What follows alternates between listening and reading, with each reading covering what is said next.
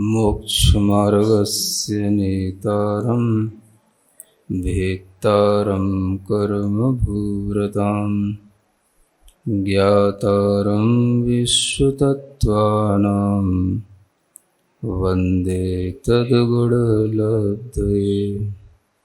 देवादिदेव आदिम तीर्थंकर श्री ऋषभनाथ भगवान की, वर्तमान शासन नायक श्री वर्धमान महावीर भगवान की, परम पूज्य आचार्य गुरुवर श्री विद्यासागर जी महाराज की।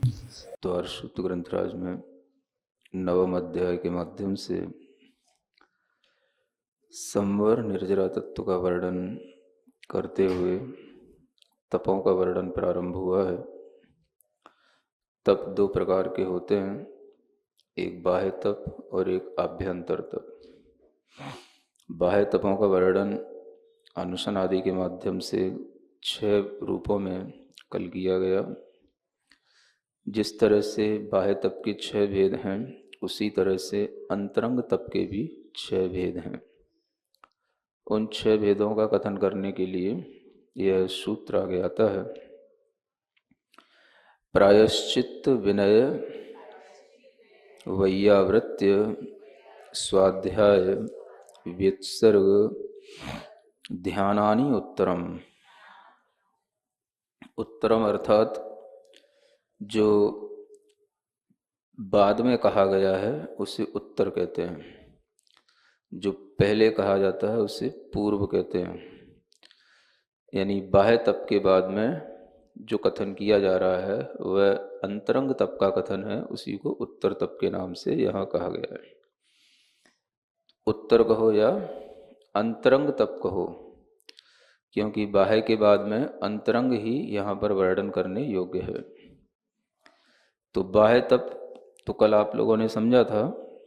अंतरंग तप का अर्थ होता है जो तप अंतरंग से मन के माध्यम से विशेष रूप से किया जाता है और मन पर और आत्मा पर विशेष रूप से अपना प्रभाव डालता है, उसे अंतरंग तप कहते हैं।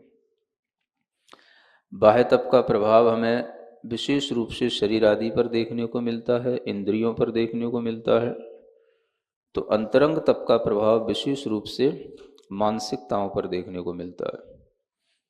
अपनी अनेक तरह की कसाई से युक्त मानसिकताएं समाप्त हो रही हैं या नहीं, हमारा मन मान आदि कषायों से निर्मल हुआ कि नहीं, इन सब चीज़ों का भीतर से उसे अनुभव होता है जो अंतरंग तप करता है। उसी अंतरंग तप के माध्यम से कर्मों की निर्जरा विशेष रूप से होती है। बाह्य तप में और अंतरंग तप में यह अंतर समझ सकते हैं कि बाह्य तप निर्जरा का साधन है जब वह अंतरंग तप से होकर के गुजरता है, और अंतरंग तप डायरेक्ट कर्म निर्जरा का साधन है। एक तो सीधा कर्म निर्जरा करने के लिए तैयार होना, और एक कर्म निर्जरा करने के लिए बाह्य साधन को अपनाते हुए तैयार होना। तो एक डायरेक्ट और एक इनडायरेक्ट कर्म निर्जरा के जो साधन हैं उसको हम इसी रूप में समझ सकते हैं। सबसे पहला तप कौन सा? प्रायश्चित नाम का तप। कौन सा? वैसे तो प्रायश्चित इस शब्द से सभी परिचित ही हैं। प्रायश्चित माना होता है, आप लोग अपनी भाषा में कहते हैं पश्चाताप करना, यानी अपने दोषों का भीतर से एक निराकरण करने के लिए, उन्हें दूर करने के लिए भीतर ही भीतर अपने अंतरंग में अपने ही आप को बुरा कहना, निंदा करना, आलोचना करना, अपनी आत्म आलोचना से गुजरना, और उसके साथ जो कुछ भी हम बाहर से गुरुजनों के समक्ष निवेदन करके जो कुछ भी उस प्रायश्चित का पालन करने का मन बनाते हैं, वो सब हमारे दोष की शुद्धि के लिए होता है। तो प्रायश्चित का मतलब क्या हुआ? जो हमसे प्रमाद द्वारा अज्ञान से जो दोष लग जाते हैं उनकी शुद्धि करने के लिए सबसे पहला उपक्रम है तो वो प्रायश्चित है। ये बड़ी मनोवैज्ञानिक प्रक्रिया है, ये अंतरंग तप की प्रक्रिया, जिसके बिना कोई भी जीव अपने मन को, चित्त को शुद्ध नहीं कर सकता। उसके लिए सबसे पहले यह यहाँ से शुरू होता है। क्या है इसका नाम? प्रायश्चित। जब प्रायश्चित होगा तब दूसरा तप आता है विनय। विनय किसकी करेगा? विनय का मतलब नम्रता का भाव। जो अपने से गुणीजन हैं उनके प्रति विनय हुए बिना वह आगे नहीं बढ़ सकता। और विनय का भाव एक बहुत बड़ा अंतरंग तप कहा गया है। जबकि इस विनय में कुछ लगता नहीं है, जाता कुछ नहीं है, लेकिन मान कसाय का हनन होता है। और मान कसाय का हनन हुए बिना अच्छे ढंग से भीतर से विनम्रता का भाव आता नहीं। तो विनय का मतलब होना चाहिए मान कसाय का हनन करने का परिणाम। यूं ही हम कुछ भी करें वो विनय नहीं होती। विनय में भाव ये होता है कि हम अपनी मान कसाय को तोड़ने के लिए, उसको हनन करने के लिए हम इस तरह से विनय कर रहे हैं। तो ये विनय भी एक अंतरंग तप है। इसमें भी मन को कठिनता होती है, इसमें भी मन को लगाना पड़ता है, इसको भी मन को इधर उसी वैयावृत्ति प्रायश्चित्त की तरह मन को पुनः विनय भाव में संयुक्त करना पड़ता है। तो इस तरह का जो विनय भाव है, जो हमें गुणीजनों के प्रति आदर को और बढ़ाने के लिए होता है, और उनके आदर की वृद्धि करने से हमारे अंदर गुणों की वृद्धि होती है, ऐसा जिसको परिज्ञान होता है वही व्यक्ति विनय का आलम्बन लेता है।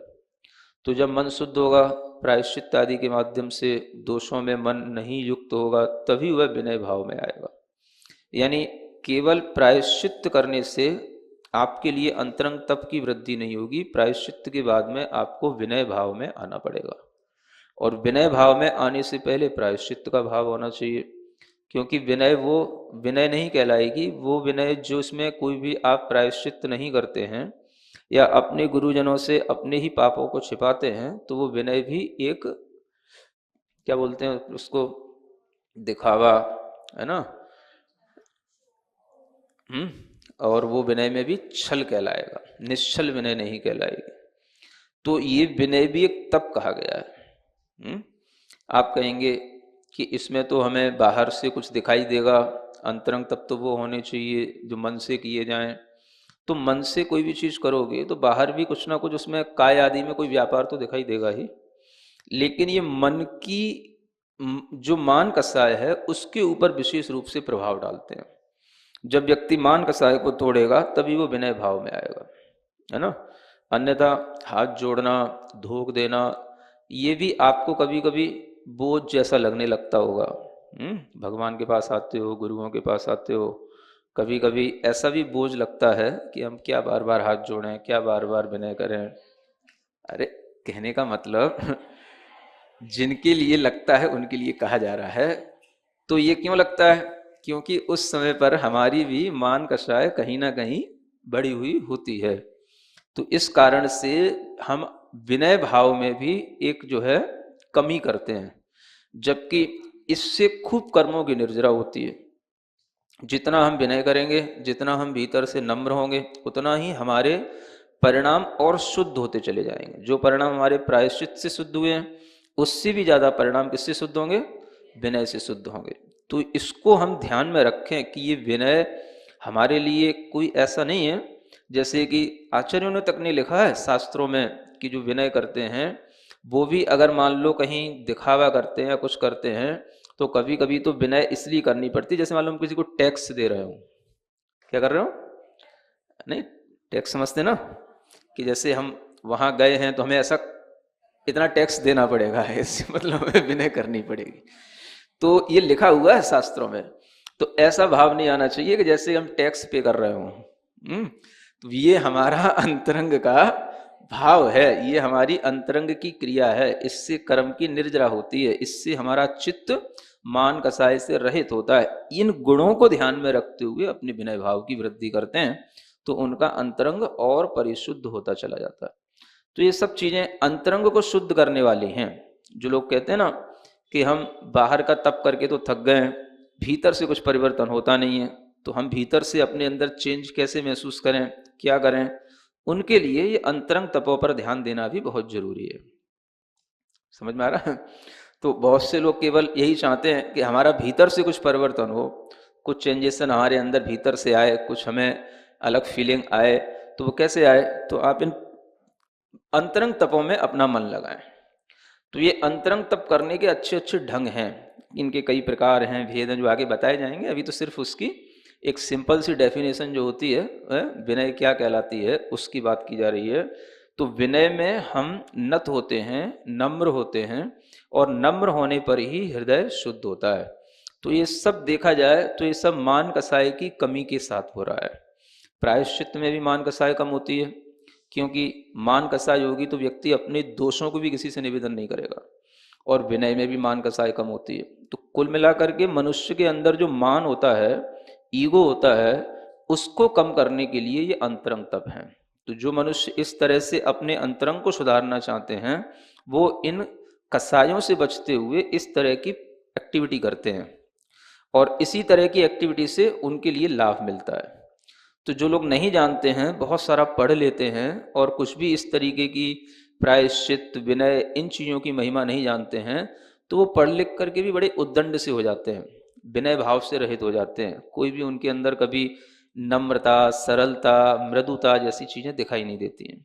बातचीत करने में भी एक अहंकार की जैसी भाषा होती है, वैसी समझ में आती है।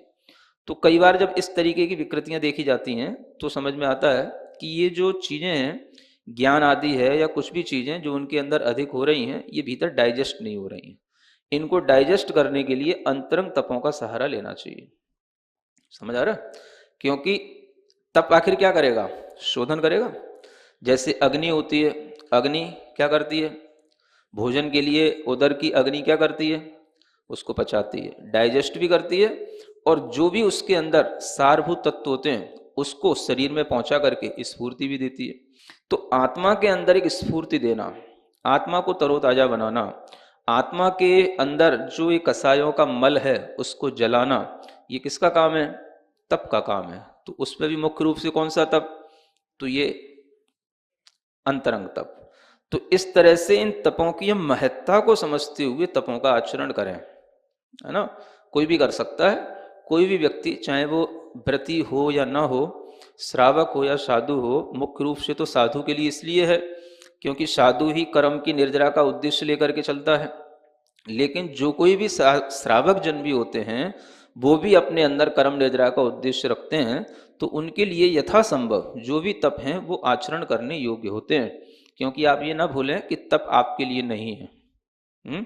याद दिलाना पड़ेगा कि आपके लिए भी तप हैं। श्रावक के भी 6 आवश्यक होते हैं। श्रावक के 6 आवश्यक होते हैं। कौन कौन से? देव पूजा, गुरु उपास्ति, स्वाध्याय, संयम और तप और दान। तो तप भी आया ना, तो संयम भी आया श्रावक के लिए, तप करना भी आया, तो सब कुछ तो आया। तो श्रावक इसका कौन सोचता है कि ये संयम हमारे लिए नहीं है, तप हमारे लिए नहीं है? श्रावक भी संयम धारण करेगा, तब वो संयम की महत्ता को समझेगा, तभी वो संयमियों का आदर कर पाएगा। जिस चीज को हम खुद नहीं करेंगे, हम उसकी महत्ता नहीं समझेंगे, तो हमारे अंदर उस चीज के प्रति कभी आदर भी नहीं आएगा। तो विनय का मतलब है दूसरों के प्रति आदर का भाव आना, और आदर का भाव तब आ जाता है जब हम उन गुणों की कुछ इंपॉर्टेंस समझते हैं। और हम ही अगर बिल्कुल अज्ञानता में रहेंगे तो हमारे सामने कितना भी कोई गुणवान व्यक्ति होगा तो हम अपने भाव में ही रहेंगे। तो उस आदर भाव की कमी से जो हमारे अंदर कर्म का बंध होगा वो तो है ही, लेकिन जो कर्म निर्जरा का साधन था हमारे सामने, उस साधन का उपयोग नहीं करने से हमारे लिए बड़ी अज्ञानता का वह कार्य हो जाता है। इस तरह के यह तप है, इनकी महत्ता इसलिए है। तो तप यथोचित रूप से, यथाशक्ति रूप से श्रावक को भी आचरण करने का मन रखना चाहिए। ये इसलिए बता रहा हूं कि श्रावक ये ना सोचे कि ये सब तप तो साधु के लिए है ना, जितना भी कठिन कठिन काम है सब हमारे माथे मर दो तुम लोग, है ना, सब मुनि महाराज के लिए है ना, हम तो फ्री है महाराज आप करो। तो आपको तो करना ही है, लेकिन जो सुन रहे हैं आपको भी करना है ना, क्योंकि उससे आपको भी अंतरंग में बड़ा हल्कापन लगेगा, हल्कापन लगेगा। देखो आपके शरीर में हल्कापन कब लगता है? जब आपके शरीर में गया हुआ भोजन अच्छे से डाइजेस्ट हो जाता हो, है ना, भोजन आपके लिए कहीं भारी ना लगता हो, भोजन में करने के बाद में आपके लिए वो भोजन कहीं, है ना, विकृत ना होता हो, या कोई भी भोजन वो आपके लिए परेशानी न पैदा करता हो, तो भोजन करने के बाद जो स्वास्थ्य आता है, उसी तरीके से ये अंतरंग तपों के करने के बाद में जो मन के अंदर एक फ्रेशनेस आती है, जो एक लाइटनेस आती है, वो जो है इस अंतरंग तप के फल को महसूस करने का एक तरीका है। तो जब मन हल्का होता है, शुद्ध होता है, तो बड़ा प्रसन्न होता है, और उसी प्रसन्नता का ये फल देखने में आता है कि व्यक्ति फिर उन तपों को करने में और उत्साहित होता है। तो आप इन चीजों को खुद महसूस करें, तभी आपके लिए ये तप कुछ अच्छे लगेंगे। अन्यथा तप के नाम से आप डरते तो हो ही हो, तो बाह्य तप से डरते हो कोई बात नहीं, कम से कम अंतरंग तप से तो ना डरो, है ना। तो अंतरंग तप में ज्यादा लाभ भी है, तो अंतरंग तप की तरफ आचरण करो। जिनको बाह्य तप के साथ में अंतरंग तप करना है और अच्छी बात है। तो ऐसे ये तपों का महत्व समझो। सुन रहे हैं ना? हाँ तो बोलो। तीसरा तप है वैयावृत्य नाम का तप। कौन सा? हाँ, वैयावृत्य, ये भी आप सुन चुके हैं, है ना। वैयावृत्य माने सेवा करना, आपत्ति को दूर करने का नाम वैयावृत्ति कहलाता है। मुख्य रूप से इसकी परिभाषा क्या है? किसी भी तरीके की आपत्ति अगर कभी हमें साधु जनों के ऊपर, साध्वियों के ऊपर, या व्रतियों के ऊपर, गुड़ी जनों के ऊपर कोई भी तरीके की हमें ऐसा समझ में आता है कि इनके लिए ये चीज कष्ट की हो सकती है, इनके लिए ये कष्ट है, लेकिन ये कह नहीं रहे हैं क्योंकि ये साधक हैं, तो उस आपत्ति को दूर करने के लिए हम जो कुछ भी उनके लिए करते हैं वो सब वैयावृत्ति होती है ना। तो वैयावृत्ति का मतलब केवल इतना ही नहीं होता कि शाम को कुछ लोग आ जाएं और पैर दबा के चले जाएं, ये वैयावृत्ति नहीं है। वैयावृत्ति माने आपत्ति को दूर करना, किसी भी तरीके की। वो आपत्ति कोई भी अपने अपने ढंग से कर सकता है, जिस किसी को जैसा समझ में आए कि इस तरह की चीजें यहाँ उपलब्ध होने से इस तरीके की अनुकूलताएं होंगी, तो उसके माध्यम से साधक को प्रतिकूलता कम होगी। इस तरह का विचार करके जो भी आप करेंगे वो सब वैयावृत्ति कहलाएगा, है ना। वैयावृत्ति महिलाएं अपने तरीके से करती हैं, है ना, पुरुष अपने तरीके से करते हैं। जिनकी जिस तरीके की एक क्राइटेरिया होता है उस हिसाब से अपना अपना करते हैं। तो ये सब जो ज्ञान महिलाओं को होता है पुरुषों को नहीं होता, और जो पुरुषों को होता है महिलाओं को नहीं होता, है ना। पुरुषों को ज्ञान होता है बाहरी चीजों का, ये चीजें कैसे, है ना, कहाँ पर क्या होना चाहिए, ये पुरुषों को ज्ञान होता है। महिलाओं को ज्ञान होता है खाने पीने का, है ना। तो वो अपने ढंग से वो जानती हैं किन मौसम में, किन चीजों में, किस तरीके से क्या करने से क्या अनुकूलता होती है। तो ये सब जो ज्ञान आपके अंदर है, यही ज्ञान आपको वैयावृत्ति के माध्यम से कर्म निर्जरा का कारण बन जाता है ना। साधु भी करते हैं, साधु की वैयावृत्ति, इसलिए साधु के लिए विशेष रूप से कहा गया है। लेकिन श्रावक के धर्म में वैयावृत्ति लिखा हुआ है। रत्नखंड श्रावक का चार तो आपने पढ़ ही लिया, है ना। तो उसमें अतिथि संविभाग व्रत अलग से दिया गया, तो उसमें वैयावृत्ति को भी रखा गया है। तो ये वैयावृत्ति अपने आप में अंतरंग तप है। कुछ लोग कहते हैं कि इसमें तो हमें बाहर से देखने में आता है, हम किसी की सेवा कर रहे हैं, किसी की अपने काय से कोई भी क्रिया कर रहे हैं, तो हमें देखने में आता है, तो अंतरंग तप कैसे हुआ।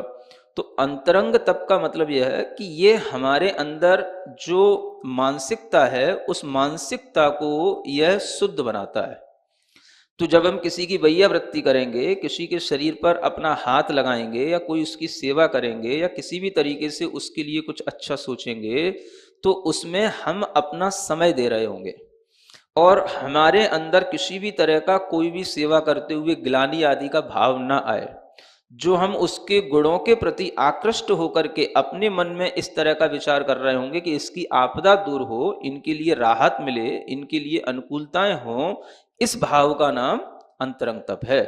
तो अंतरंग तप होने का मतलब यही है कि भीतर से उसके अंदर ये ज्ञान चल रहा है कि हम रत्नत्रय से सहित गुड़ी जनों की हम जो सेवा कर रहे हैं, इससे हमारे अंदर भी रत्नत्रय के प्रति आदर पैदा होता है। ऐसा विचार करके उनकी सेवा शुश्रूषा में लगने का नाम वैयावृत्ति होता है। तो क्रिया तो बाहर से दिखाई देगी, लेकिन भाव अंतरंग में उनकी किसी भी तरीके की प्रतिकूलता को दूर करने का होता है, इसलिए इसका नाम अंतरंग तप में वैयावृत्ति को रखा गया। समझ रहे हैं? तो विनय के बाद में ये वैयावृत्ति आई है ना। यानी आप जिसकी सेवा करें उसकी सेवा भी विनय पूर्वक हो। क्या समझे? अब आपके मन में विनय भाव तो हो नहीं, है ना, और आप अगर किसी की वैयावृत्ति करने जाएं और वैयावृत्ति कर लें, तो आप एक एहसान सा करेंगे, हमने आपके लिए, है ना, वैयावृत्ति कर दी, माने सेवा कर दी, आपके पैर दबा दिए, आपके लिए ये दवा ला करके दे दी, आपको इस तरीके से हमने अनुकूलता दे दी, तो उसमें विनय के साथ नहीं हुआ, है ना। तो नंबर तो पहले वाले के साथ मिलेंगे, है ना। तो जिसका चित्त शुद्ध होगा, जिसमें विनय होगी, वही जब वैयावृत्ति के भाव में आएगा तो उसमें वैयावृत्ति सुशोभित होगी। आगे आगे की चीजें अच्छी लगती हैं। कब लगेंगी? जब पहले पहले वाली चीजें भी हमारे साथ में हो। तो जो व्यक्ति इतने नम्र होते हैं कि सेवा भी करें और नम्रता के साथ में उस सेवा भाव से प्रसन्न भी हों, तो उनको जो हर्ष होता है उस वैयावृत्ति से, उसी के कारण से जो साधक होगा उसके मन में भी ये भाव आ जाएगा कि ये श्रावक कितना अच्छा है या ये साधु कितना श्रेष्ठ है, जो वैयावृत्ति करके प्रसन्न हो रहा है। तो उसके अंदर जो वैयावृत्ति जिसकी हो रही है, उसके अंदर उसके प्रति आप समझो कितना सद्भाव उमड़ेगा। क्या उमड़ेगा? सद्भाव। सद्भाव जानते हो? है ना।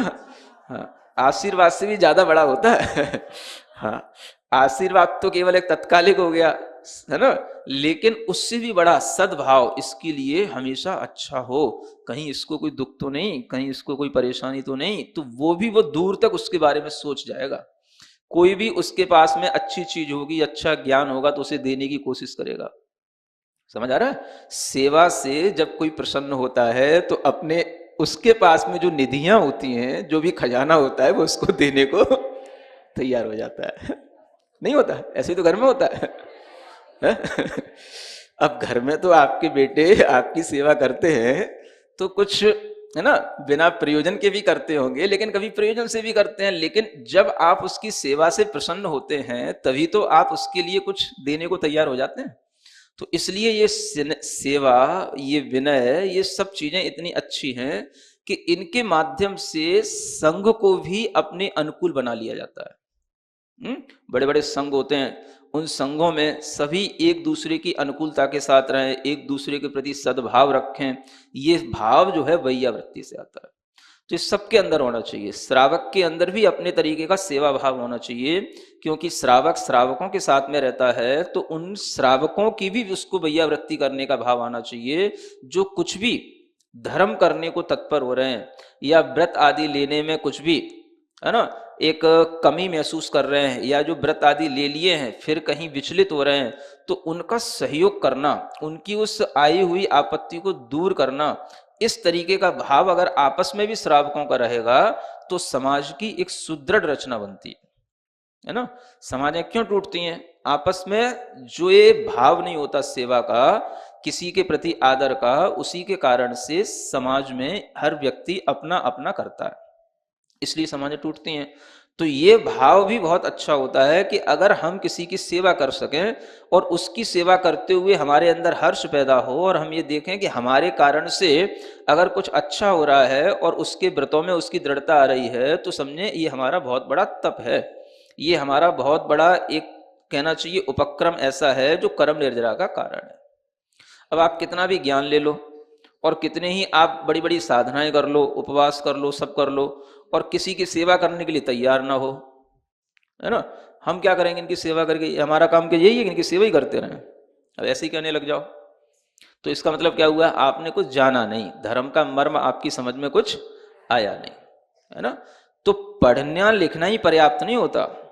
पढ़ने लिखने से बड़ी चीजें तो हमें आचार्यों ने उपलब्ध करा दी हैं कि आप अपनी कर्म की निर्जरा करते जाओ, और उसको करने के लिए आपके पास जो ये साधन है, इन साधनों का उपयोग करो। स्वाध्याय का क्रम तो अभी आने वाला है, अभी तो आया ही नहीं। क्या समझ में आ रहा है? प्रायश्चित, विनय, वैयावृत्ति, अब आएगा स्वाध्याय। तो लोगों को स्वाध्याय की तो बहुत पड़ी रहती है ना। जिस किसी भी महिला को देखो, पुरुष को देखो, कुछ भी थोड़ा सा धर्म करना शुरू करेगा, मुझे महाराज ज्ञान चाहिए, ज्ञान चाहिए, स्वाध्याय क्या करें, कौन सा पुस्तक पढ़ें, क्या करें। तो स्वाध्याय के लिए तो तैयार होते हो, लेकिन उससे पहले अगर ये चीजें आ जाएं तो स्वाध्याय ना भी हो पाएगा तो भी आपके लिए बहुत अच्छा होएगा। समझ आ रहा है? और अगर हो जाएगा तो और गुणवत्ता बढ़ जाएगी। तो स्वाध्याय मनाही नहीं है कि स्वाध्याय नहीं करना चाहिए, लेकिन ये भी ज्ञान में रखना चाहिए कि स्वाध्याय का क्रम 6 तपों में चौथे नंबर पर है। क्या समझ आ रहा है? क्या चीज? देखो, पता तो सबको सब कुछ रहता है, ये सब बातें सबको पता रहती हैं, है ना। जितनी भी काम की बातें हैं वो हमें बिना स्वाध्याय के भी सब पता होती हैं, लेकिन हम उनको वेटेज देते नहीं हैं। समझ आ रहा है ना। तो जो हमारे अंदर ये सब ज्ञान है, लेकिन हम उसका महत्व नहीं समझने के कारण से उसको जो हम करते नहीं हैं, इससे हम अपने नंबर बहुत कुछ कट करते रहते हैं। अब अगर व्यक्ति के लिए ये सब करना आ रहा है तो वह स्वाध्याय की भूमिका में नहीं है क्या? तो स्वाध्याय तो उसका चल ही रहा है। जिसको ये सब ज्ञान है कि हम प्रायश्चित लेकर के अपने दोषों का निराकरण करें, बड़े जनों की विनय करें, वैयावृत्ति करें। हमने संघ में भी कई लोगों को ऐसा देखा, कई श्रावक आते हैं, मतलब कि जिन्हें कुछ नहीं आता, मतलब पढ़ना लिखने में जिन्हें कोई इंटरेस्ट नहीं होता। अगर आचार्य महाराज का संघ में कोई क्लास चल रही है तो आचार्य महाराज कोई अगर सामूहिक क्लास ले रहे तो आके बैठे रहेंगे, लेकिन उन्हें कुछ भी समझ आए कोई जरूरी नहीं है। लेकिन उनका काम क्या है? मतलब खूब उनको आहार देना, खूब अच्छे ढंग से सब तरीके से साधुओं की सेवा करना, बस इसमें उनका मन लगता है ना। अब कोई स्वाध्याय वाला आकर के उनका निरादर करे, पढ़े लिखे तो है नहीं है, बस ये काम करते रहते हैं, आहार लगाना आता है, चौका लगाना आता है और बस पैर दबाना आता है, सेवा करना आता है, तो ये निरादर की बात नहीं है। अगर पढ़ा लिखा व्यक्ति इस तरीके के वचन बोलेगा तो उसका वह स्वाध्याय भी कोई काम का नहीं है। जिसको स्वाध्याय का इतना अहम है कि वह ये महत्व नहीं जान रहा है कि इन चीजों का महत्व ज्यादा है, उसके बाद स्वाध्याय आता है। और अगर आपने केवल स्वाध्याय कर लिया और इन चीजों का महत्व नहीं जाना तो आपने क्या जाना? तो स्वाध्याय के पीछे दुनिया पड़ी है, बुरी बात नहीं है, लेकिन मना नहीं कर रहा हूं। कहने का मतलब यह है कि स्वाध्याय के अलावा अन्य भी तप हैं, अन्य भी और उपक्रम हैं जो आचार्यों ने दिए हैं, उनका भी हम महत्व समझें और स्वाध्याय का भी महत्व समझें। स्वाध्याय से बढ़कर के तो कोई तप है ही नहीं है, समझ आ रहा है ना। तो ये भी कहा गया है स्वाध्याय परमम तप।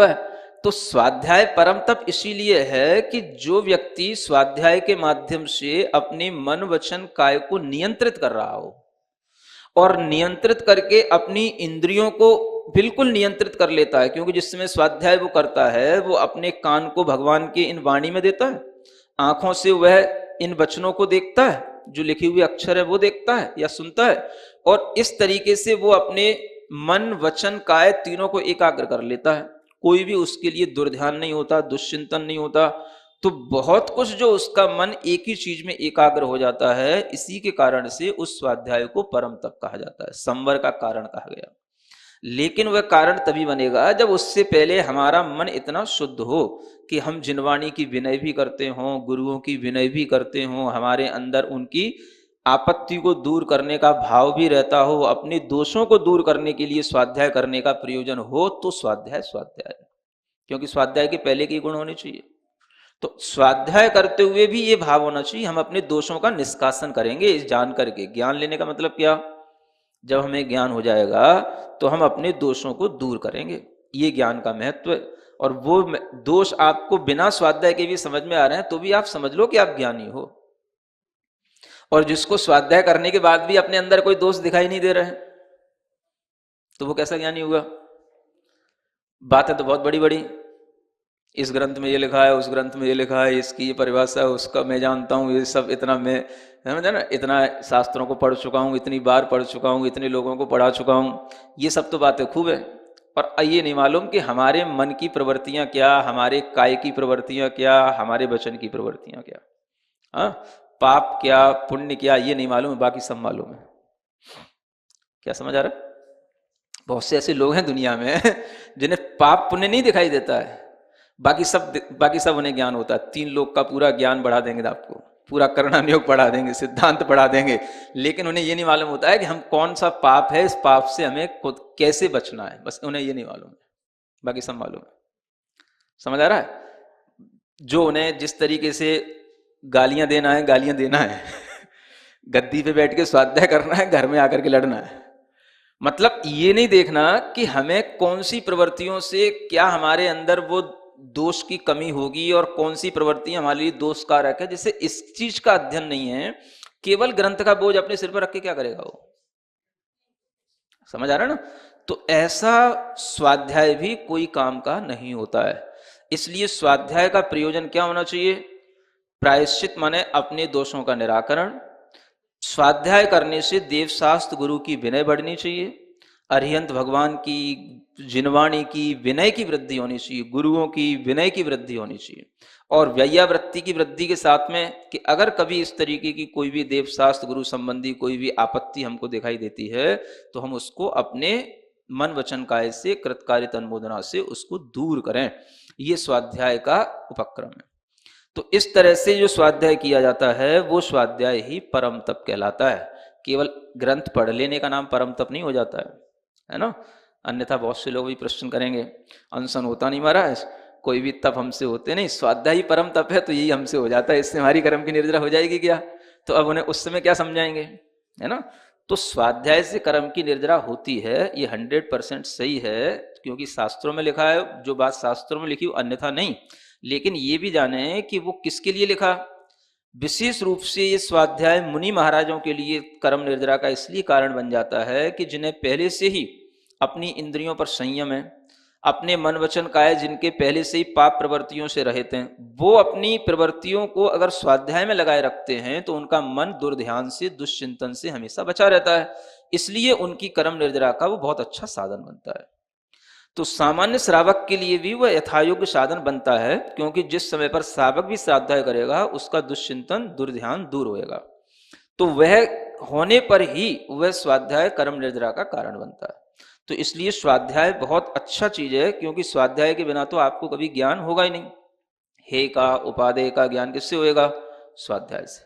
तो वो ज्ञान होने का फल भी हमें प्राप्त होना चाहिए, है ना। प्रमाण और प्रमाण का फल। प्रमाण क्या हो गया? जो हमने अपने ज्ञान में निश्चय कर लिया कि इसका नाम ज्ञान है और ये ज्ञान की विषयभूत वस्तुएं हैं, है ना, ये तो हो गया हमारा प्रमाण। प्रमाण का फल क्या हो गया?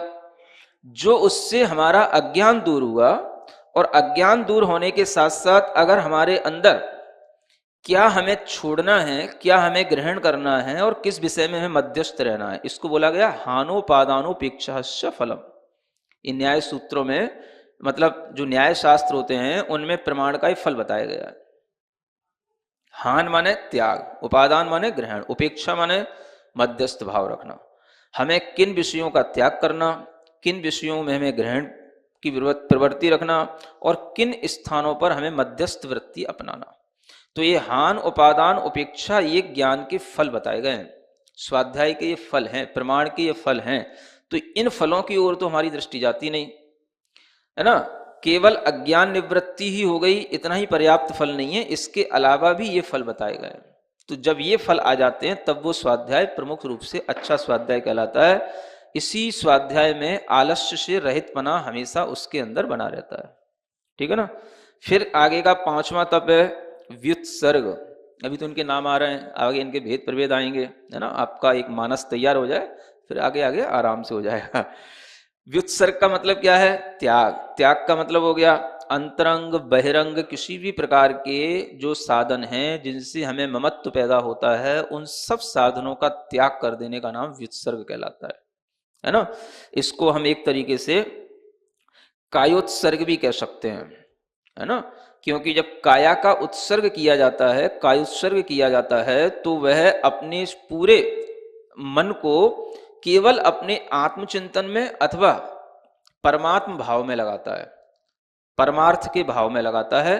तो उस समय पर उसका वह काय का उत्सर्ग होने पर उतनी देर तक उसका न शरीर का ध्यान होता है, उसे न उसे संसार की किसी चीज का चिंतन आता है, वह सिर्फ अपने मन को अपनी आत्मा की ओर इंगित करता है। इसलिए कायोत्सर्ग में बाह्य और अंतरंग परिग्रह के त्याग हो जाते हैं। व्युत्सर्ग इसका मुख्य नाम है, जो इस तरह के कायोत्सर्ग के साथ में भी किया जाता है।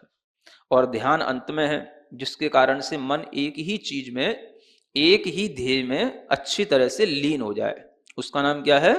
ध्यान। तो इस ध्यान की महत्ता भी आगे बताई जाएगी कि जिस ध्यान के कारण से कर्म की निर्जरा बहुत जल्दी होती है, क्षण भर में ही ध्यान से अनेक प्रकार के जो अनेक जन्मों के संचित कर्म हैं वो सब नष्ट होते हैं। तो ये उस एकाग्रता का फल है जो ध्यान के माध्यम से आता है। इसलिए ध्यान को सर्वश्रेष्ठ तप कहा गया, सर्वश्रेष्ठ। अंतरंग तपों में सबसे श्रेष्ठ तप कौन सा? 6वें नंबर का ध्यान। और बाह्य तपों में सर्वश्रेष्ठ तप काय क्लेश, क्या है?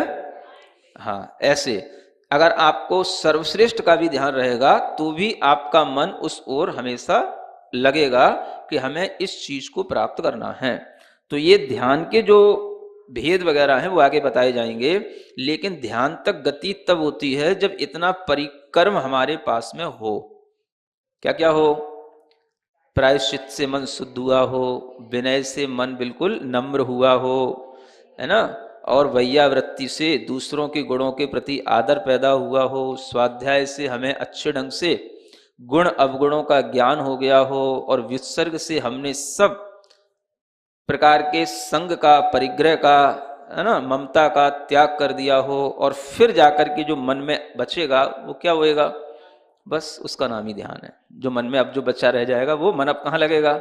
जब कुछ बचा ही नहीं, बाहर विसर्ग हो ही गया सब कुछ, तो अब मन का जो प्रवृत्ति रह गई उसका नाम है ध्यान। अपने में रहना, बस इसी को बोलते हैं ध्यान। ठीक है, तो इस तरह से 6 प्रकार के अंतरंग तप कहे गए हैं। इनके भेद प्रभेदों का वर्णन आगे किया जाएगा। सिरिजिण वाणी जग कल्याणी, जग जन मदतम मोहरी, जणमण हारी गढ़हर हारी, जम जरा भव रोग हरी, तिथ्य राणम दिव्य झुणिम जो पड़ई सुणई मय्ये धारई, राणम सौख मणंतम धरिय, सासद मोक्ष पदम पावई, सासद मोक्ष पदम पावई।